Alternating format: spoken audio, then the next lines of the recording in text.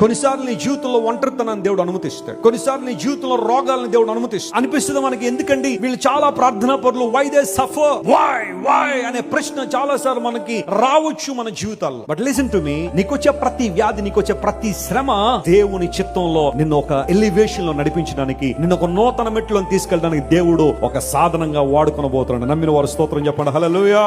కొన్నిసార్లు మన జీవితంలో రోగాలు రావచ్చు. నేను చాలా ప్రార్థన చేస్తాను వెస్లీ గారు, ఎందుకండి నాకు హైపర్ టెన్షన్, ఎందుకండి డయాబెటీస్, ఎందుకండి ఈ థైరాయిడ్, ఎందుకండి ఈ కిడ్నీ సంబంధ వ్యాధి, ఎందుకండి ఈ చర్మ సంబంధ వ్యాధి, వై అనే ప్రశ్న నీలో ఎప్పుడైనా వస్తే, turn to God my friend, ask him, Lord why did you allow this into my life. నా జీవితంలో ఎందుకు దీన్ని అనుమతించావు? My God will take care of you. నా దేవుడు నిన్ను పట్టించుకుంటాడు. చప్పట్లు కూడా దేవుని మహిమపరచండి, హల్లెలూయా. నీ రోగాన్ని, నీ ఇబ్బందుల్ని, నీ ప్రతికూలతల్ని, కొన్నిసార్లు నీ ఆర్థిక సంబంధ ఇబ్బందులు కూడా దేవుడు తన ప్రణాళికలో భాగంగా దేవుడు వాడుకోనగలడు. నమ్మిన వారు చప్పట్లు కూడా దేవుని మహిమపరచండి, హల్లెలూయా.